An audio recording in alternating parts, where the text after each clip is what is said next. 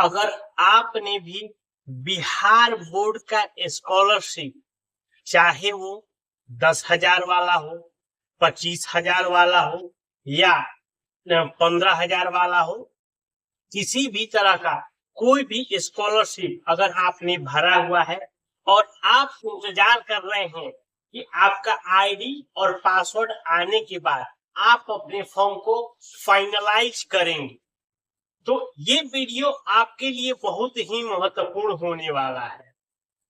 इस वीडियो को लास्ट तक जरूर देखिए और आप आईडी पासवर्ड से रिलेटेड सारी जानकारियों को अच्छे से समझ लीजिए। नमस्कार, मैं रुद्रनाथ सिंह, आप सभी का स्वागत है हमारे यूट्यूब चैनल ऑनलाइन ओम साइड। देखिए, बता दूं कि जो भी बच्चे बिहार सरकार के द्वारा फर्स्ट डिवीजन आए थे, उनको 10,000 के लिए बिहार सरकार स्कॉलरशिप देती है। और 12वीं की जो भी छात्राएं हैं जो 12वीं पास हो गई हैं, फर्स्ट हो, सेकंड हो या थर्ड डिवीजन, उनको सरकार 25,000 रुपए का स्कॉलरशिप देती है। और सभी बच्चे या बच्चियां अपना स्कॉलरशिप का फॉर्म भर चुके हैं, यानी कि अपना रजिस्ट्रेशन कर चुके हैं। अब उनको साइबर के तरफ से ये बोला गया होगा कि आप कुछ दिन इंतजार करिए, आपका मोबाइल पे या मेल पे आपको आईडी और पासवर्ड आएगा, उसके बाद आपके फॉर्म को फाइनलाइज किया जाएगा। लेकिन अब बता दूं कि बिहार सरकार के द्वारा आपको बिना ही आईडी और पासवर्ड के भेजे हुए आपके फॉर्म को फाइनलाइज किया जा रहा है।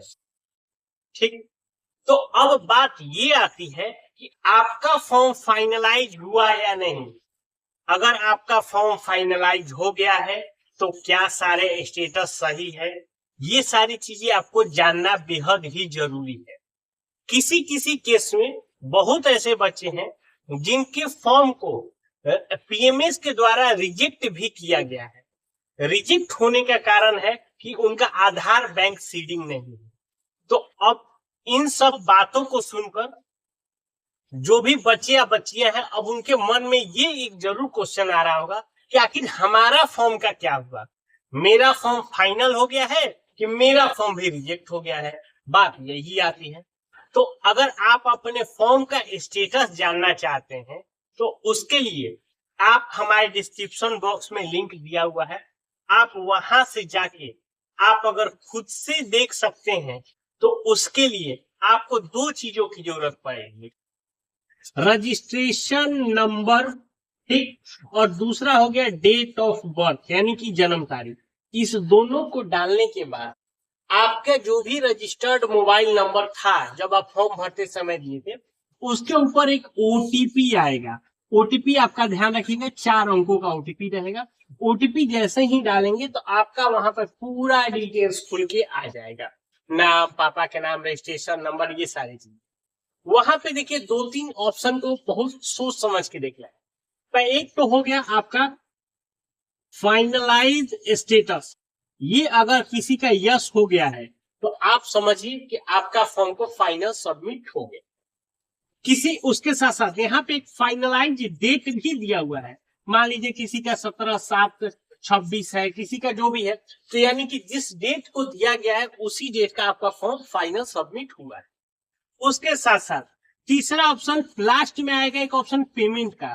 तो पेमेंट वहां पे लिखा रहेगा पेंडिंग बाय गवर्नमेंट या सरकार के लिए पेमेंट के लिए जो भी है, मतलब अगर पेमेंट अगर आपका पेंडिंग दिख रहा है तो समझिए कि अब आपके एकदम निश्चिंत हो जाइए कि आपका फॉर्म एकदम फाइनल सबमिट हो गया है और अब आपको केवल पेमेंट का इंतजार करना है। बिहार सरकार के पास जैसे ही आप कुछ फंड आएंगे इससे रिलेटेड, आपका 10,000 हो या 25,000 हो, आपके खाते में पैसा चला आएगा। ये तो हुआ वैसे। दूसरा केस बता रहे हैं, किसी किसी एचएसएस में आपका जिसका रिजेक्ट हुआ है, रिजेक्ट का मेन रीजन है कि उसका आधार सीडिंग।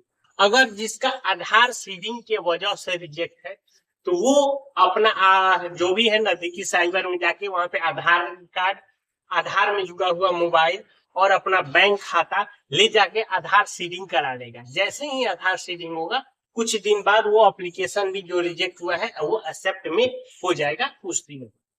तो एक चीज हो गया, अगर मान लीजिए आपको अपने से देखने में दिक्कत आ रही है तो आप जहां पे फॉर्म भरवाए हैं, छात्र हो या छात्रा हो, आप उस साइबर के पास जाके बोलिए कि भैया मेरा एक बार स्टेटस चेक कर दीजिए कि आखिर मेरा फॉर्म का क्या स्टेटस है। इसके लिए एक चीज ध्यान रखिएगा, अगर जो बच्चा 10th भरा होगा तो वो अपना 10th वाला अपना एडमिट का मार्कशीट ले जाएगा और जो रजिस्टर्ड मोबाइल है वो मोबाइल ले जाएगा। जो 12th की जो छात्राएं हैं अपना भैया 12th वाला मार्कशीट ले जाइएगा जिसके ऊपर आपका रजिस्ट्रेशन नंबर है। जन्म तारीख के लिए आप अपना आधार कार्ड या 10वीं का मार्कशीट ले जाइएगा और वो जो आपने मोबाइल दिया हुआ था फॉर्म भरते समय उसको ले जाइएगा। और एक चीज है, और जाने के बाद वहां पे आप जाके वो आप साइबर पे बोलिएगा, वो लोग आपको स्टेटस चेक करके बता देंगे। हो सके तो उसका प्रिंट भी देख लीजिएगा आपका स्टेटस क्या है, आपको जो भी है बता। एक और चीज है, खासकर मैं लड़कियों को बोल रहा हूँ, उन लोगों में क्या होता है, अगर मान लीजिए 2 या 3 लड़की एक साथ कहीं गई है फॉर्म भराने, तो ये होता है कि मान लीजिए उसमें किसी एक लड़की का फाइनल हो गया है और 2 लड़की का भी फाइनल नहीं हुआ है, अगर उनका अंडर प्रोसेस रख रहा है तो भैया आप लोग साइबर वाले से ज्यादा ये मत करिएगा कि मेरा फॉर्म आपने कैसे भर दिया है, मेरा फॉर्म अभी तक अंडर प्रोसेस है, उसका फाइनल हो गया। इस तरह से कोई दिक्कत की बात नहीं है, सबका फॉर्म एक साथ फाइनल नहीं हो रहा है, बारी बारी से फॉर्म फाइनलाइज हो रहा है।